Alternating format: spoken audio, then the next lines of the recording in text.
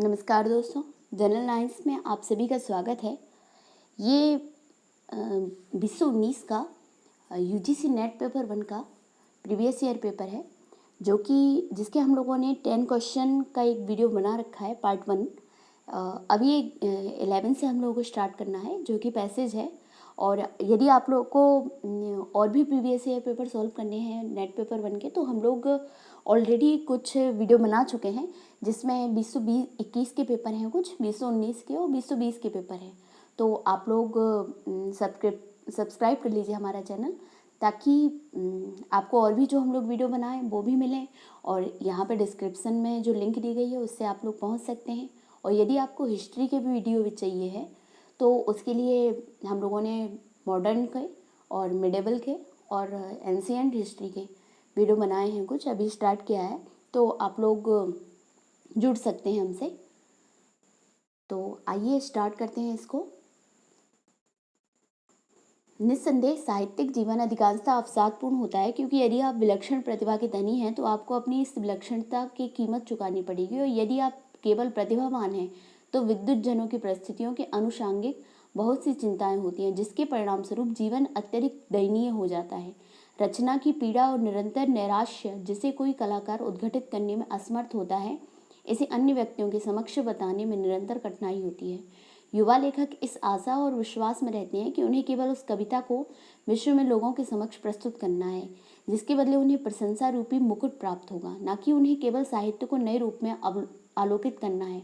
आप नए लेखक को कभी विश्वास नहीं दिला सकते हैं कि पत्रिकाओं के संपादक और पुस्तकों के प्रकाशक ऐसे सांसारिक जीव हैं जो जनता के सम्मुख सर्वोत्कृष्ट साहित्य प्रस्तुत करने के लिए बहुत चिंतित रहते हैं। पुनरपि ज़्यादातर वे केवल दलाल की भूमिका में होते हैं, जो केवल लाभ हानि के अनुसार अपना व्यवसाय करते हैं।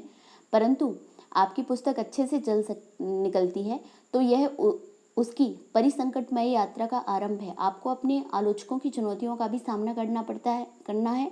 जब आप थोड़े अधिक उम्र के हैं तो आप पाएंगे कि आलोचना किसी सर्कस में विदूषक के उस मंचन कृत्य से अधिक गंभीर नहीं है, जब वे गोलाकार प्रांगण के इर्द गिर्द ढोल बजाते हैं और तत्क्षण आहत व्यक्ति उन्हीं खंभों के पास लटका होता है। प्रत्येक लेखक के जीवन में ऐसा पल आता है जब वह आलोचकों को दुर्जय मानने की बजाय हास्यास्पद मानता है और उसकी परवाह किए बगैर आगे अपने मार्ग पर चलता है। किंतु कतिपय ऐसे संवेदनशील व्यक्ति होते हैं जो ताड़न के समक्ष मत्था टेक देते हैं और संभवतः बहुत अधिक मूक प्रताड़ना सहन करने के बाद लेखनकार से सर्वदा के लिए नाता तोड़ देते हैं। तो अब इससे क्वेश्चन देखते हैं। साहित्यिक जीवन अवसादपूर्ण होता है क्योंकि कुशाग्र व्यक्ति दुर्भाग्यपूर्ण स्थिति में दुख के बीच भी कुशाग्र बना रह सकता है।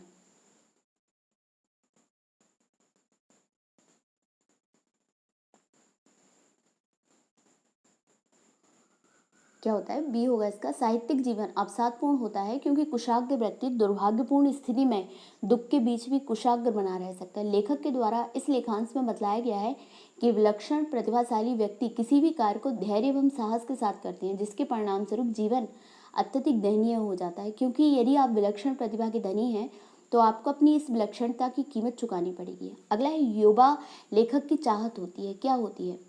अपनी मेघा से गौरव प्राप्त करना। तो स्वयं को स्थापित लेखकों के समतुल्य, इसमें क्या होगा? सी होगा।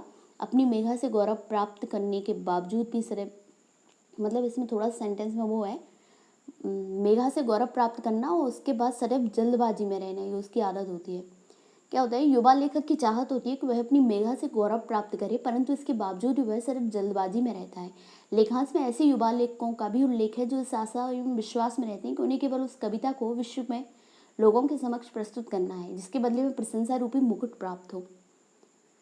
अगला है, उपर्युक्त गद्यांश में प्रकाशकों और आलोचकों के प्रति प्रत्यक्षीकरण का भाव है, दोषदर्शिता का।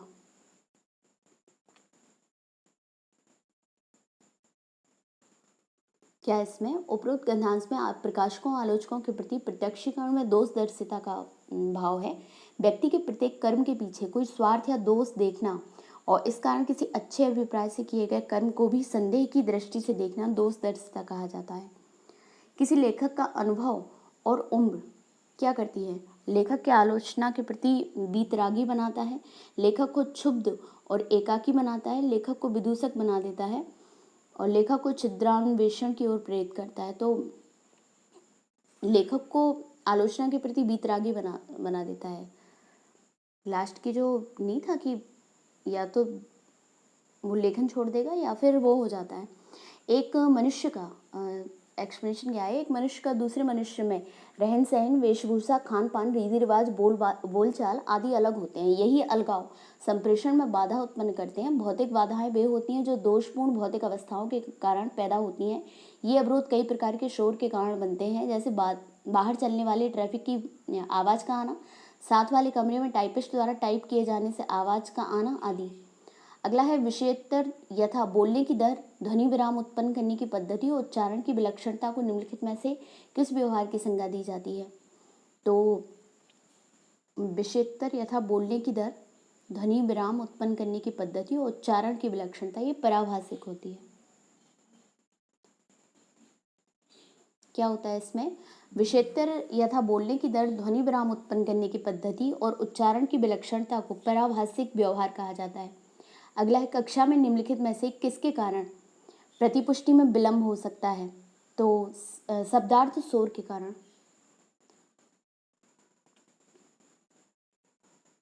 प्रौद्योगिकी का उपयोग, विस्तारित संप्रेषण, प्रतिभागी, ये तो विलंब थोड़ी ना करते हैं। शब्दार्थ शोर संप्रेषण में एक बड़ी बाधा है। शोर में कई बार संदेश सही रूप में सुनाई नहीं दे पाता, अतः गलत तरह से संदेश ग्रहण कर लिया जाता है या संदेश पाने में विलंब हो जाता है, जिसके कारण प्रतिपुष्टि देने में विलंब होने लगता है। कभी कभी संदेश भेजने वाले शब्द के अनेक अर्थ प्राप्त होने लगते हैं, जिसके कारण भी शब्दों के सही अर्थ समझने में विलंब होता है। पृष्ठपोषण, प्रतिपुष्टि, यह वह प्रत्युत्तर होता है जो संदेश प्राप्त करने वाला व्यक्ति संदेश प्राप्त करने के पश्चात संदेश देने के पास प्रेषित करता है, जैसे संदेश प्राप्ति की सूचना व संदेश पढ़कर अपना मत प्रस्तुत करना आदि। सादृश्य संप्रेषण में विषय वस्तु को माना जाता है। सादृश्य संप्रेषण, तो इसमें क्या होगा, विषय वस्तु स्थिर होगी। ऐसा संप्रेषण जिसमें शब्दों का प्रयोग नहीं होता है, अर्थात जब आप कोई तस्वीर, ग्राफ, प्रतीक, आकृति इत्यादि देखते हैं तो ये क्या होगा, और आपको उनके प्रदर्शित संदेश प्राप्त हो जाता है, तो ये सादृश्य संप्रेषण कहलाता है, जिसमें विषय वस्तु सदैव क्या होती है, स्थिर होती है।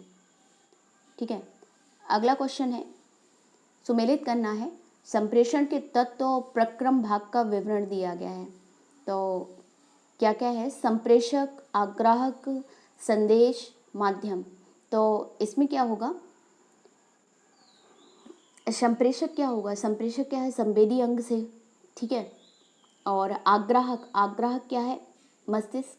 संदेश क्या है, संदेश क्या है, ये विद्युत चुंबकीय आवेग है। और माध्यम है केंद्रीय स्नायु तंत्र, ठीक है। तो क्या हो जाएगा इसका, सी हो जाएगा।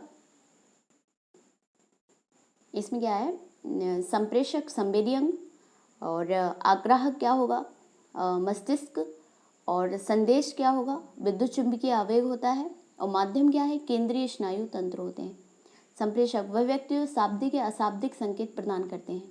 आग्राहक, संदेश आग्राहक वह व्यक्ति है जो संप्रेषण की प्रक्रिया में संदेश प्राप्त करता है, जैसे श्रोता, छात्र, दर्शक एवं पत्र पत्रिकाओं के पाठक आदि। संदेश एक उद्दीपक होता है जो संदेश भेजने वाला प्रेषित करता है।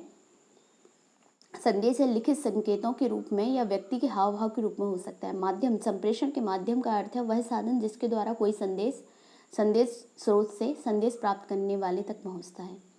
तो ये 20 क्वेश्चन हो गए हैं। इसके बाद मैथ के क्वेश्चन है और फिर आईसीटी और पर्यावरण से रिलेटेड क्वेश्चन है।